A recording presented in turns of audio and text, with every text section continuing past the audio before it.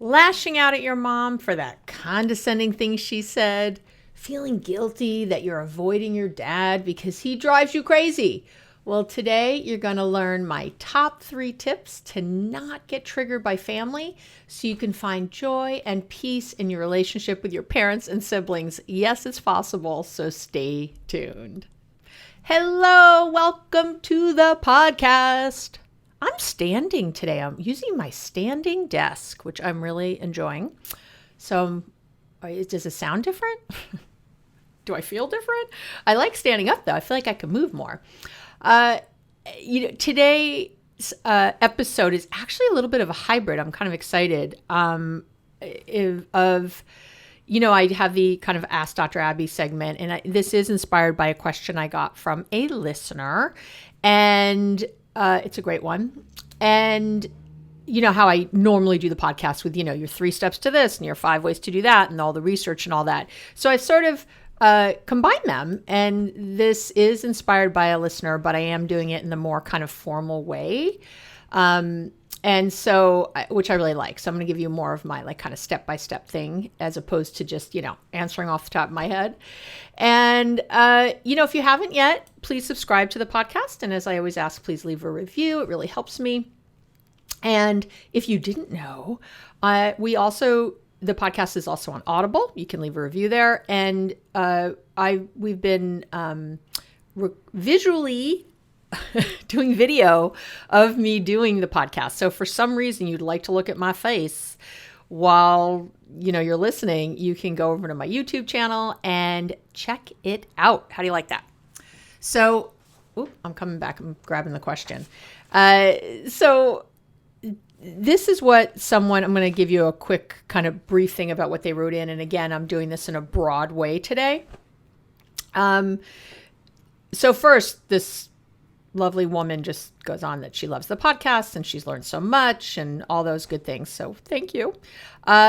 She says, I love my mother very much, and she has done so much for our family over the years, ensuring everything was always taken care of, meals, chauffeuring, kids around, all that good stuff, all the sports. However, she completely pushes all my buttons and I don't know what to do. This could be, right? I'm sure you're listening right now thinking, did I write that letter? I'm the youngest of the family, but take on almost all the responsibility of keeping our family unit connected.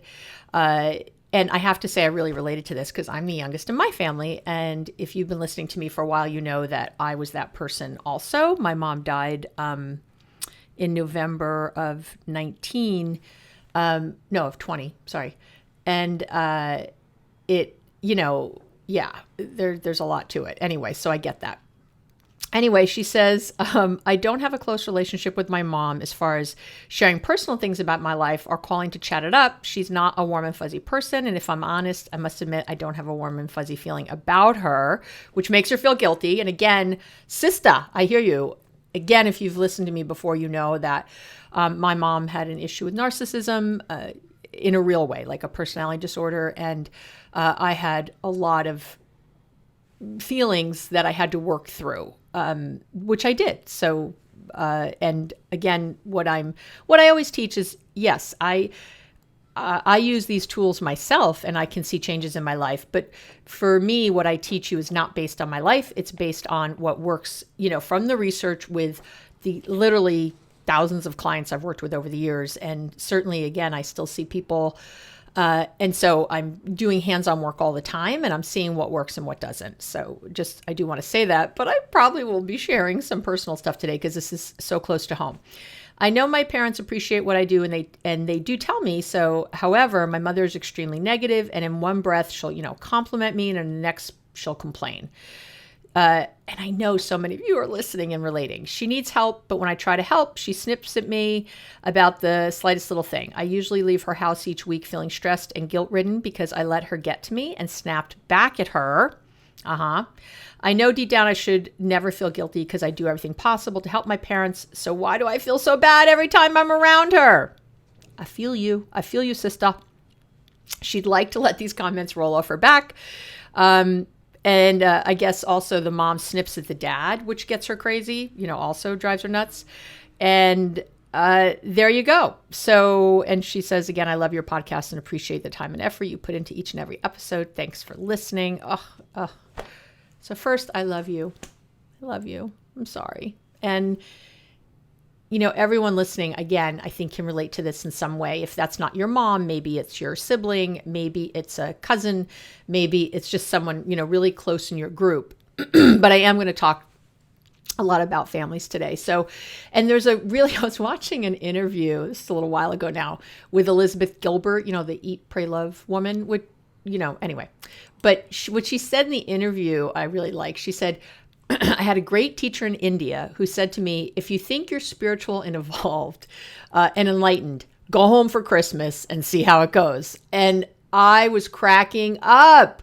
Ain't that the truth, right? So, I know for myself, boy, I go so deep into my spiritual practice, and I've been teaching these principles for all these years and decades and all that stuff. And then I would go home to my family and feel like everything went out the window. So let's get to it. So first, I'm just going to answer the question, why does my family bug me like no one else? Because that's really what you're asking. And then we're going to talk about these 3 tips. And I'm going to just really give it to you today. You're getting so much love today. Get ready for the love, because here it comes. So, and to me, it's amazing how a stranger can say something to you like, hey, what's with the haircut? Or, someone at work or someone you don't care about. And, maybe you're a little annoyed, but you really don't give it a second thought. But then your mom says the same thing and you lose your shit. Do you know what I'm talking about? It's, we assign all this stuff to it, and it's because we're triggered. You're triggered. I'm triggered. We get triggered. And it's interesting in the, people know I'm a recovering heroin addict, and we say in the 12-step rooms, your family easily pushes all your buttons because they're the ones who installed them. And it's very true. When we're with our parents or our siblings, we can get so easily triggered. But what's important is that you have to understand that it's happening below your conscious level of thinking. You don't think in those moments, you just do. It's like an emotional trigger is basically, it's anything that happens currently that reminds your brain of something that's happened to you earlier in your life. And what's happening is that you're regressing, believe it or not, to an earlier emotional state. So you can't access your adult, fabulous emotional skills as easily. And it's an old conditioning, and it's coming back to haunt you. So when you're triggered, you really lose your ability to think something through, problem solve, make a thoughtful decision. And this leads to falling into those same negative patterns and arguments over and over again. I know you feel it. Everyone's got triggers. Everyone's got them. It's just that the ones related to our parents and siblings are often the most challenging to move past. And it's not impossible, though. That's the good news. And I've done it. Many of my clients have done it. And so I'm bringing you the tips right now. So these are my top 3 tips to not get triggered by family. And they're very simple, but I will tell you, especially probably tip number 2 isn't so easy, all the time. But okay, so get ready. Okay, so tip number 1, and again, I've talked about this on other podcasts, but you got to get yourself ready. That's tip number 1. You have to be ready. I can't, it's like if you were going into a board meeting at work, you wouldn't just sort of show up.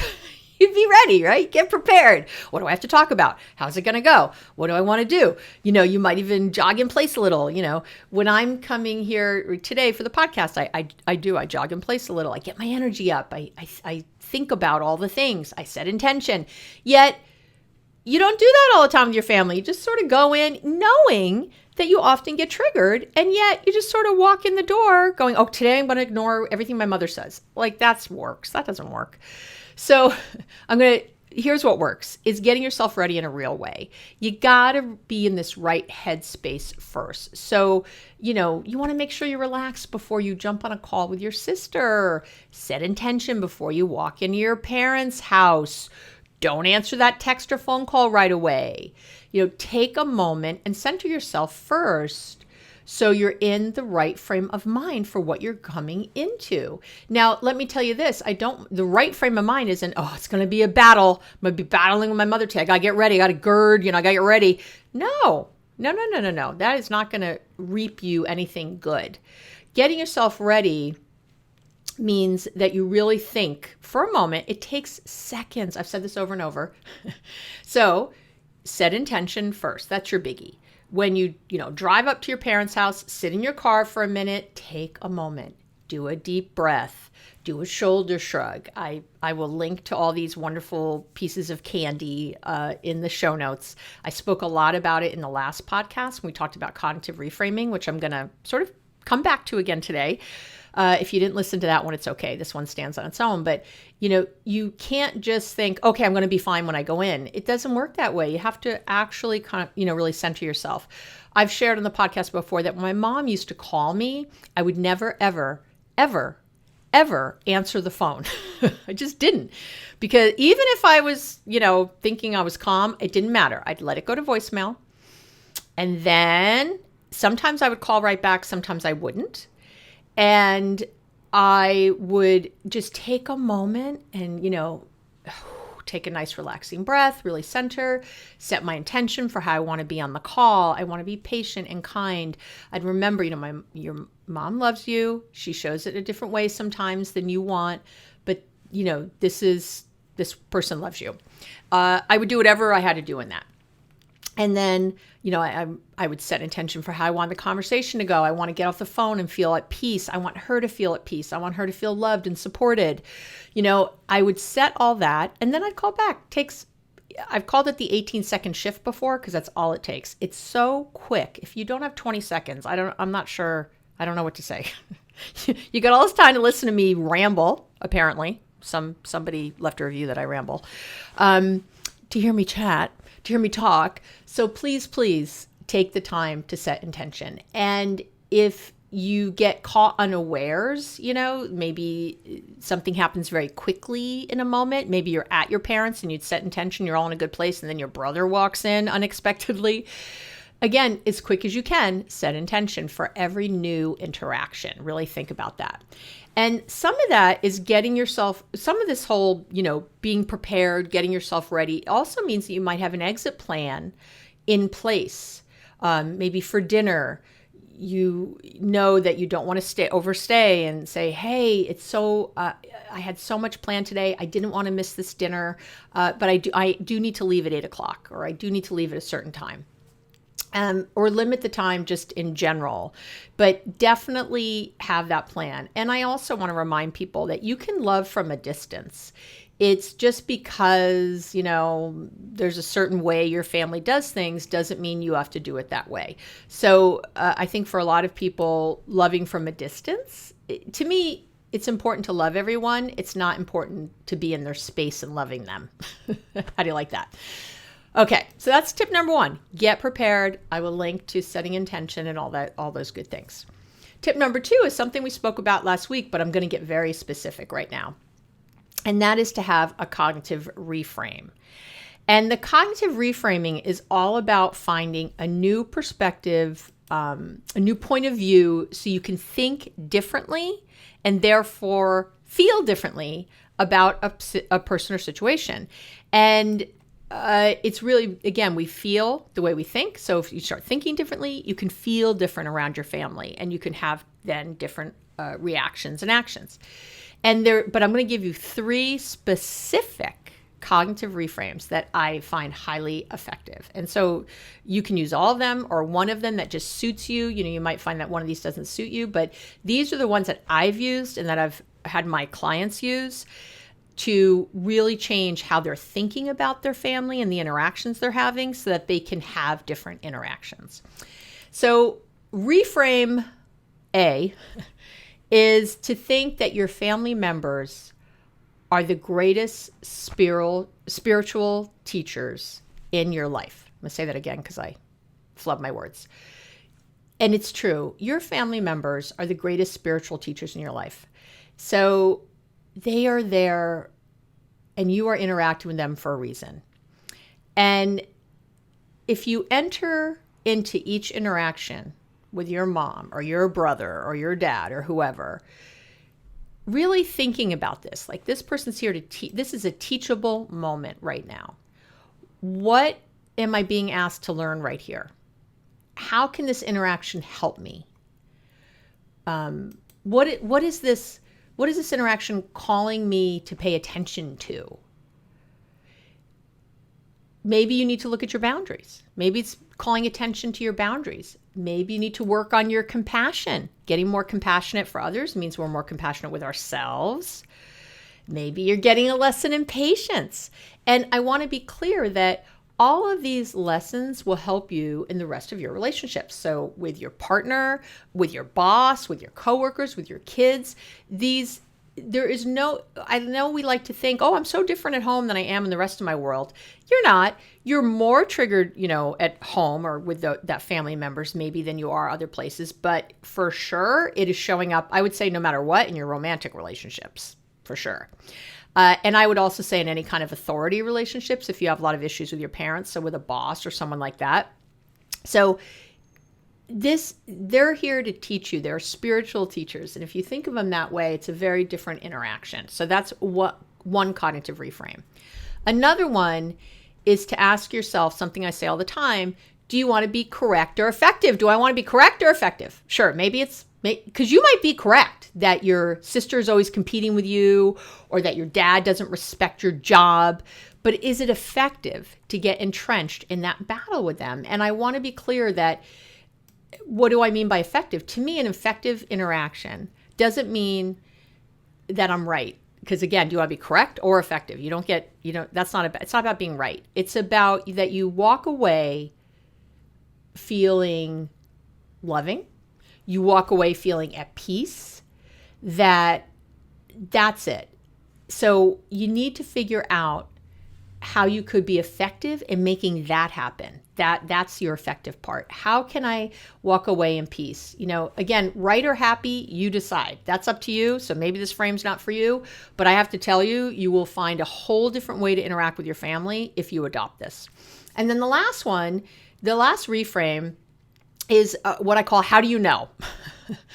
We are so sure that we're right about things. My dad knew that would bother me. That's why he said it. My sister, my aunt, my whoever clearly doesn't care about me or she wouldn't have done that thing. We assign meaning everywhere and we're so sure we're right about it. And instead, I want you to ask yourself, what else could be true about this situation or what they said or what they did? What else could be true? Not what else is, but to get out of that idea that you're so right about things, that you're so sure, and to assign, we assign all this meaning to what people do. And I will tell you from all these years of experience, it's generally not correct. You think you're so correct, you think you're so right, and you're not. And again, would you rather be correct or effective? Kind of goes back to reframe too. It's your choice if you want to be so right about it. But if you're not going to walk away feeling love and feeling peaceful and feeling calm and feeling joy with your family, then I'm not sure why you're so wedded to it. So really get past that. And then tip 3, right? So you're going to get ready, all that. You're going to do some cognitive reframing. And then the third thing is to be mindful throughout your time together. You can't just get yourself all, centered and groovy before the interaction and then do nothing the rest of the time you're with your family member, whoever that is. If you're spending, I would say, my rule of thumb, if you're spending more than an hour together, you need to create ways to stay mindful throughout your time together. You can't just set intention in your car, go in the house, and then be at Thanksgiving dinner for 5 hours and expect to never get triggered. It's not going to happen. So you got to do this however you do this. And I'm all about the mindfulness, but you have to figure this out. An easy thing you could do maybe is set a reminder on your phone for every hour that you're with them. Just set a reminder. When it goes off, take a moment, do a shoulder shrug, take a deep breath, whatever you have to do, center yourself, maybe have a mantra, all is well. I love my family. Remember, go back to that cognitive reframe that you set up. Oh, yeah, right. I got to think this way. Just remind yourself of what's really happening. And, really take breaks often. That's another tip I always say. Go wash your face. Go for a walk. Step outside. Say you forgot something in the car. I don't care. Go to the bathroom a lot. Whatever you need to get yourself away for a few minutes so you can recenter yourself.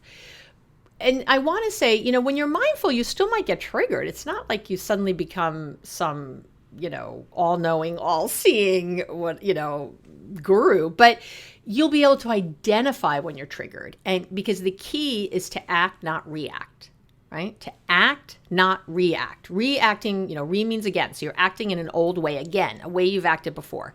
To act means you're thoughtful, you're in control, you're thinking about it, you're deciding where the ship is going. And that's really it. So there's plenty of times when my mom was alive that I was still triggered by her, but I would notice it really pretty much every time towards the end. You get better at this the longer you do it. You really do. And I can't even remember being mad at her for the last few years of her life, or finding, or walking away feeling like, I want to kill her, that really ended a long time before. So, which was wonderful. And so I will tell you that when my mom died, we were at peace.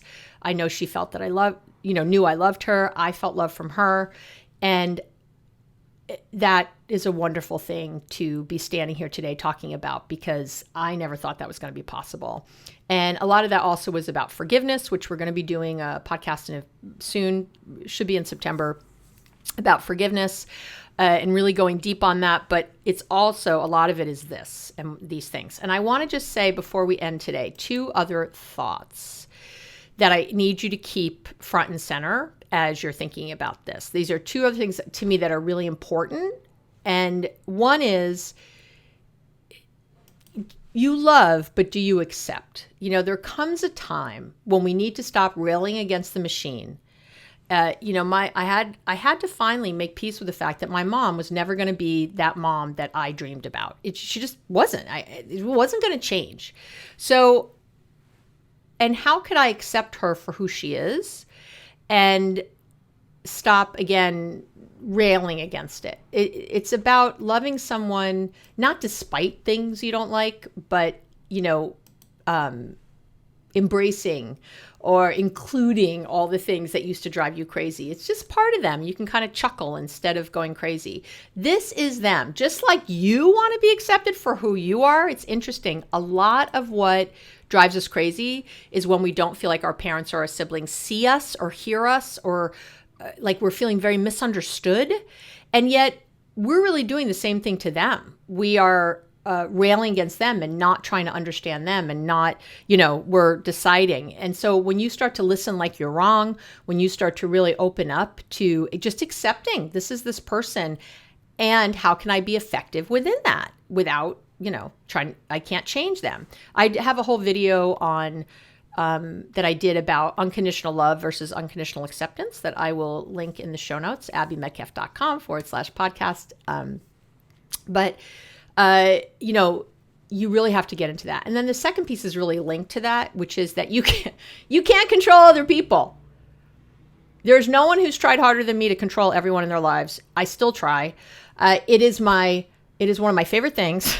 One of the worst, parts of myself, one of my character defects, we say in the rooms, in 12 steps. One of the things that I really work on a lot. So I've done podcasts on this and written blogs about controlling behavior and how to stop that. I will link to those in the show notes. But, like this person who wrote in and was saying that her mom was mean to her dad too, and that was driving her crazy. And, if you don't like it, that's between your dad and your mom. You got to stay out of it. What we're often doing is just looking for a justification to be angry at our mom or whoever. And that's about their marriage. You don't get to decide that your dad is some helpless creature all of a sudden, and they need to work that out. That is not up to you. You are only responsible for your relationship with this person and how you're coming to them. And I had a conversation with a client the other day, and she said, I'm allowed to have whatever reaction I want. Her husband wasn't okay with the reaction she was having to something that he was asking her about, and she was really upset about it. And I said to her, actually, that's not true. You're not allowed to have whatever reaction you want. You're allowed to have whatever true feelings you really have. Those are yours. But So, for example, it wouldn't be okay if your reaction was to slap him. Why? That's not okay. It's not okay if your reaction is to scream like crazy at him. That's abusive. Like no, you don't get a right to have any reaction you want. However, your feelings, absolutely. But I say true feelings because if anger, rage, overwhelm, frustration, resentment are your only feelings that you're identifying, those aren't your true feelings. I always have that Celeste Ng quote, anger is the bodyguard of fear. So I need you to get under that. That's your real reaction. That's your true feeling. And absolutely, you have the right to that. Absolutely. But I need you to actually know what it is and then deal with it from there, right? Don't jump somewhere that it's not. So, if you're, again, but getting back to this controlling thing, sometimes what happens too is we have a parent who, or I think actually she said it in this letter, her mom needs help, but starts to refuse it. And this does happen when our parents age. I'm sure I'm going to be the most crotchety old person, my poor kids, because I'm not going to like when I lose control because I'm a control enthusiast, as we know. And I'm sure that's going to be one of my harder things. And it's already harder for me because I'm older and things don't work as well as they used to, and my skin doesn't look the same or whatever. There's things that are out of my control, and I already can find myself railing against that machine. And, you got to stop, right? You have to find a way out of that. So if you think your dad needs help, but he's refusing it, you're going to need to find a middle ground, or you maybe hire someone else to help. So it's not so personal, but you're going to have to figure it out. It can't just be, ramming it down their throats, because again, you're not going to want that when you age. And by the way, if this is about your parents and you have kids, your kids are watching. One of the reasons I made a lot of peace with my mom, because I thought my children are watching me interact with my mother, and they're going to be treating me in a lot of ways how I'm modeling for them. It's okay to treat your parents. And so I have to tell you, that was sitting in my head, and that was a motivator. You might think it's not okay that was one of my motivators, but it was. And it really helped me. It did help me get to that good place with her. But I wanted them to see that it's not about that my mother had to act a certain way to, get my love or attention.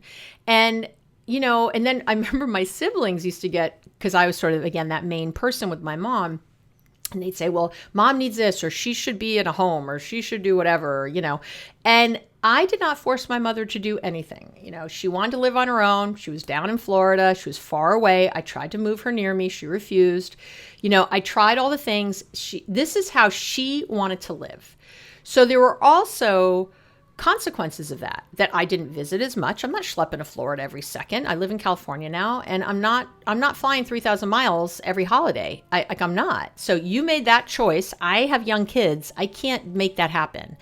So I also, my job was to have a boundary around that. So if you're sitting there feeling guilty, well, then I can't visit and then I feel horrible.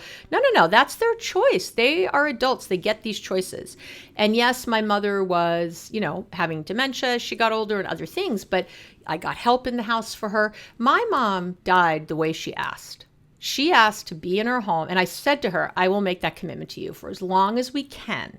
I will keep you in your home with help. That as long as I can. You will not be, put into a home or skilled nursing or whatever, because she didn't want that for as long as she didn't have to have it. And I said, let's make that happen as long as we can. And we did. That's how she had, her last week was in the hospital and she died, and that was it. So I'm really happy knowing that she had the life she wanted. And I think we all deserve that if it can happen. But I had to put aside my own guilt, my own feelings of control, my own everything, and allow her to, and support her in the ways I could to live the life she wanted to live. So, but you got to draw your boundaries, and you have to figure that out. And you really want to step back from deciding that what's best for these people, or that it should be a certain way, all that. So, okay, so that's it for today. I want to remind you again, the mindfulness is key. I have a free mindfulness starter kit. I also have a free meditation starter kit. If you want either of those, abbymedcalf.com/podcast. You can find the links. They're also, I think, on the shop page of the website. And it's really important to be, again, using your mindful tools to make all the rest of them work. I just can't say that enough. It's not that hard. I promise. Once you get in the practice of it, it comes so easily. But you're going to have to do that little bit of effort in the beginning, but it's truly minutes a day in the beginning. So that's it for today. I love this question. Thank you. Please keep writing in, abby@abbymedcalf.com. Let me know what a topic you want covered on the podcast, or any question you have like this. I love and adore you. Have a wonderful week. There is great, great love here for you. It's everywhere. And I'll talk to you soon.